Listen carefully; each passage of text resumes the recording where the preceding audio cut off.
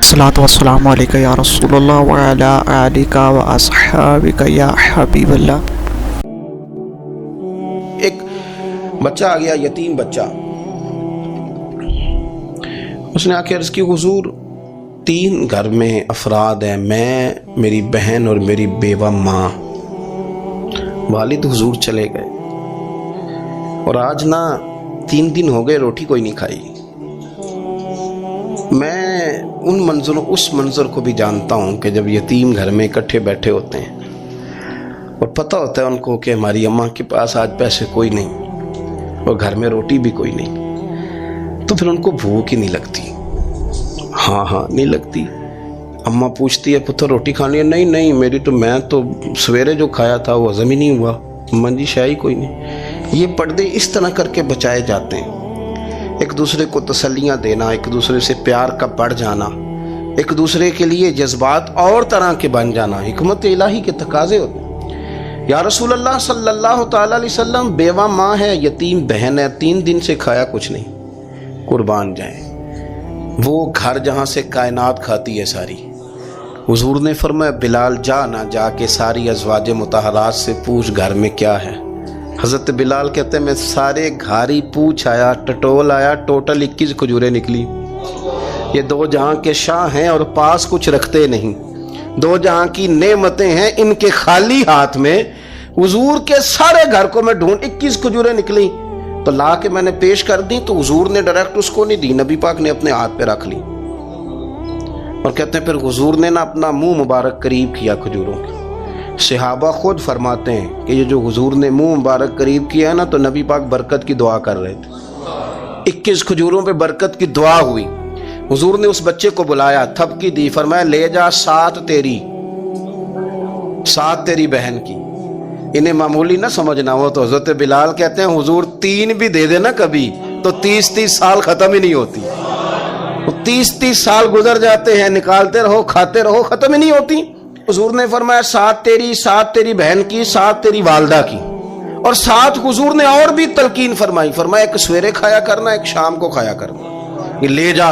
حضرت سیدنا بلال حبشی کہتے ہیں رضی اللہ تعالیٰ عنہ کہ بچہ لے کے جب باہر نکلا تو حضرت سیدنا معاذ ابن جبل دوڑ کے گئے اور جا کے بچے کے سر پہ شفقت سے ہاتھ پھیرا، کہا فکر نہ کرنا، رب کریم تجھے بہترین سرپرست عطا کرے گا، پتر پریشان نہ ہونا، اللہ تیری مدد کرے گا۔ صرف حوصلہ دیا، سر پہ دست شفقت پھیرا، بچہ چلا گیا۔ تو حضور نے فرمایا معاذ ادھر آؤ نا ذرا۔ یا رسول اللہ حکم ہو۔ فرمایا کس چیز نے تمہیں اٹھایا بچے کے سر پہ ہاتھ رکھنے کے لیے؟ کس نے تمہیں کہا؟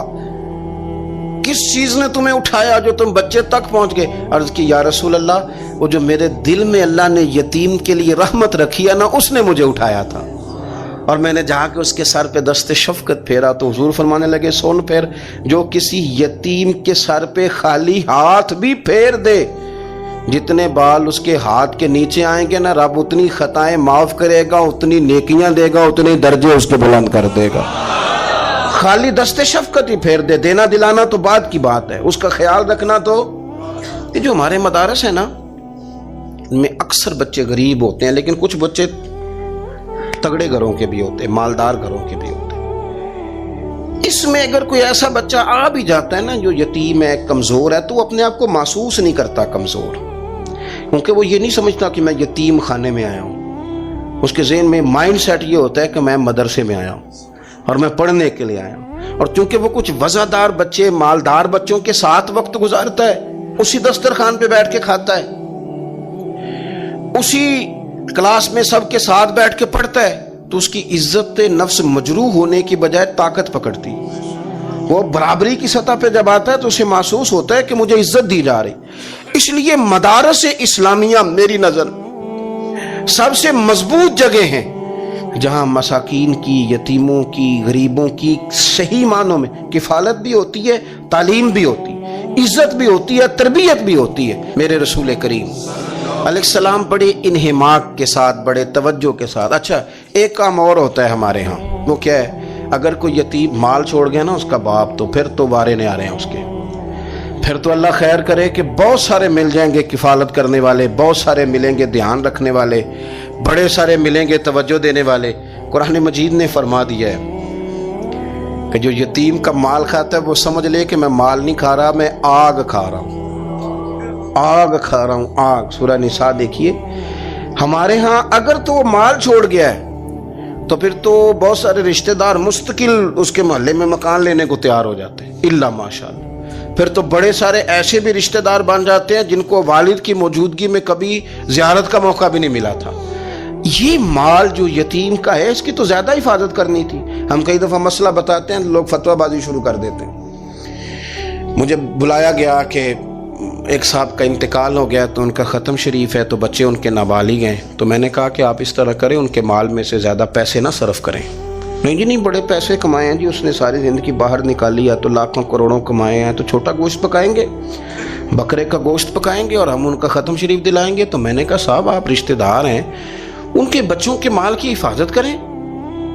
ختم شریف تو اس میں گوشت زیادہ ہونا ضروری نہیں، اس میں تو درد سے دعا کرنا ضروری ہے، اس میں تو تلاوت قرآن پاک کے سال ثواب میں ضروری ہے، ذکر اذکار ضروری ہیں۔ لیکن کیا کیا جاتا ہے کہ بے دریغ مال ان کا اگر ہو تو، ایک حدیث پاک ہے بخاری مسلم میں، بڑے غور سے سنیے گا اور اس کے اندر جتنے پہلو ہیں ان پر پوری توجہ دیجئے گا کہ کہیں ہم ادھر آ تو نہیں گئے۔ رسول پاک صلی اللہ علیہ وسلم نا ہمارے لیے سب سے بڑے حکیم ہیں، سب سے زیادہ حکمت حضور نے ہمیں بتلائی ہے کہ اس رستے چلو گے تو بچو گے، اس رستے جاؤ گے تو ہلاک ہو جاؤ گے۔ نبی کریم علیہ السلام نے فرمایا، بخاری مسلم ہے، فرمایا 7 ہلاک کرنے والی چیزوں سے بچنا، اگر ان میں تم چلے گئے تو ہلاک ہو جاؤ گے۔ 7 چیزیں ہیں جو تمہیں ہلاک کر دیں، برباد ہو جاؤ گے، تباہ ہو جاؤ گے، ہلاکت کا سفر ہے یہ، 7 چیزوں سے بچو۔ یا رسول اللہ صلی اللہ علیہ وسلم وہ کون کون سی؟ تو حضور نے فرمایا اللہ کے ساتھ شریک نہ کرنا، ہلاک ہو جاؤ گے۔ دوسرا نبی پاک صلی اللہ علیہ وسلم نے فرمایا جادو نہ کرنا، ہلاک ہو جاؤ گے، ہلاک۔ اور یار جسے حضور فرما رہے ہیں ہلاک ہو جائے وہ بچے گا۔ نبی پاک صلی اللہ علیہ وسلم نے تیسرے نمبر پر فرمایا جس شخص کے قتل کرنے کو اللہ نے حرام قرار دیا ہے اسے قتل نہ کرنا، ہلاک ہو جاؤ گے۔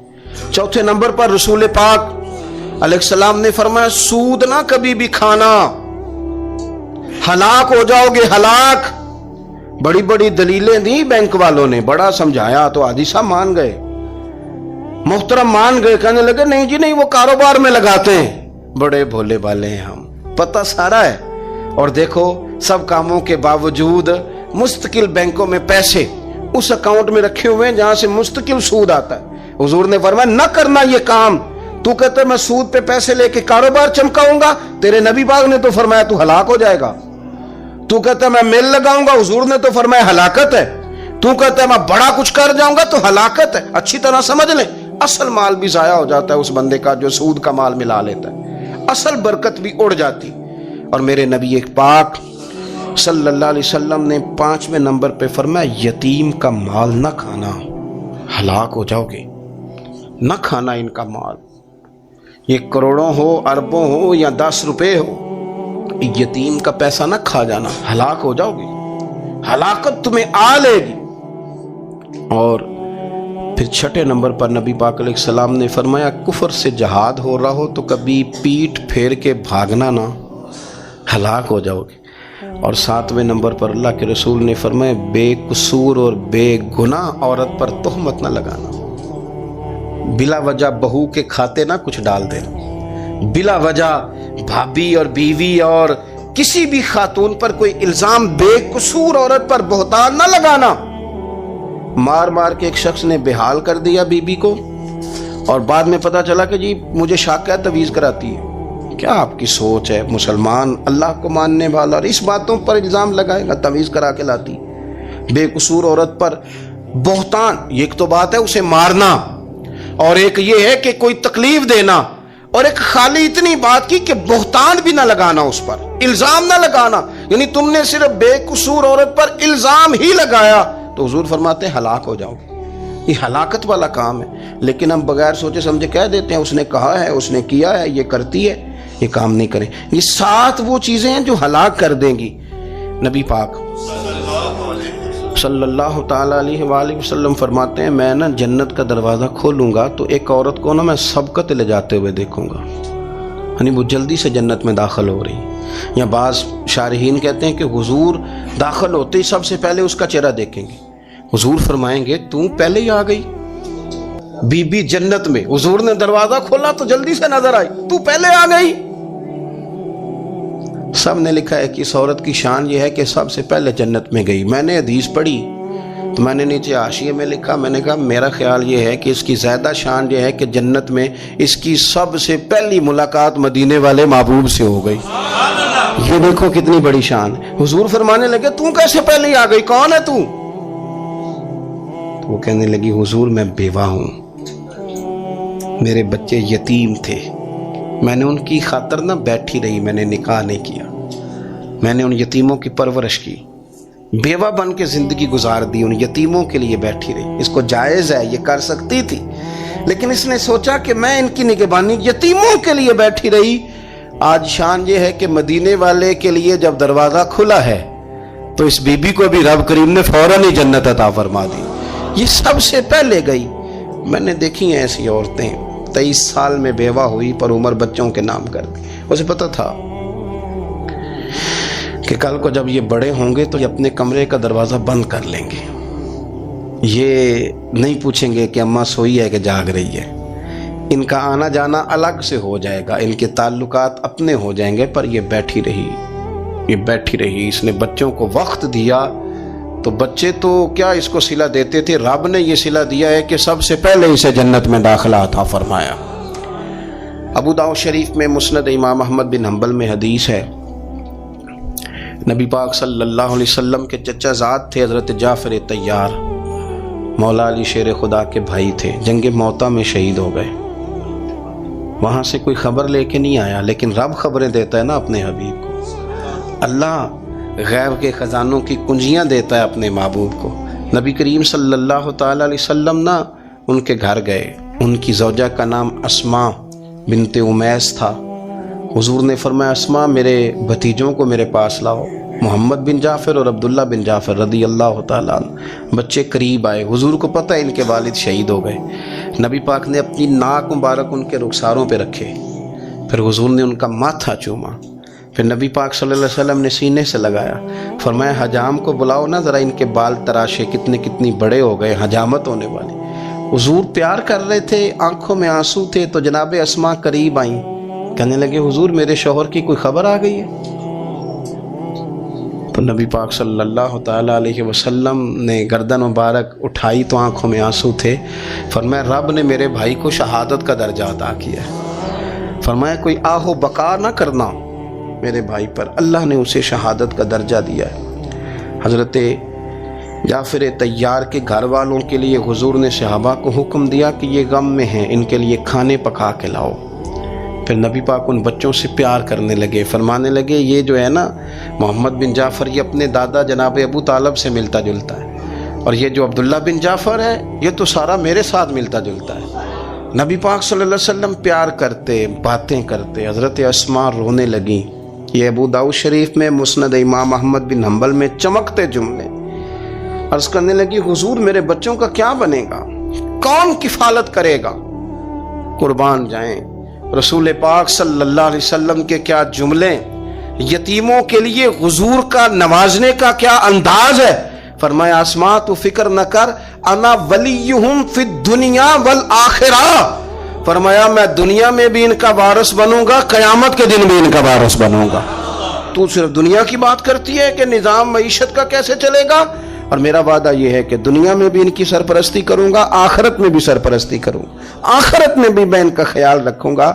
آپ غور تو فرمائیں, توجہ تو کریں کہ اس قدر زیادہ حضور کا انہماک اس طبقے کے ساتھ ہمیں اپنے دائیں بائیں عزیزوں میں, رشتہ داروں میں, دوستوں میں, علاقہ میں, پڑوسیوں میں, محلے داروں میں دیکھنا چاہیے. یہ بچے بیچارے میں نے دیکھا ہے ان کے بگڑنے میں اصل بات یہ ہوتی ہے کہ کوئی مخلص ہو کے سرپرست نہیں بنتا.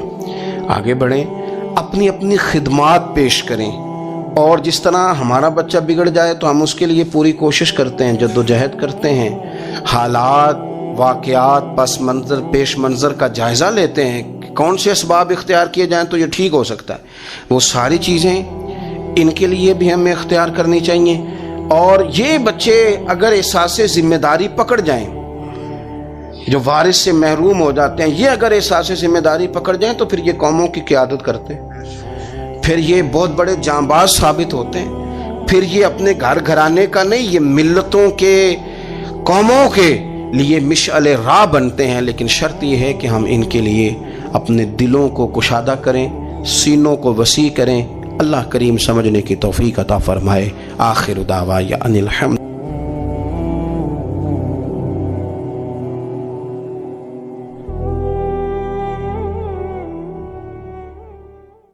دوستو ویڈیو اچھی لگے چینل کو سبسکرائب، لائک، کومنٹ اور شیئر کرنا نہ بھولیے گا۔ جزاک اللہ۔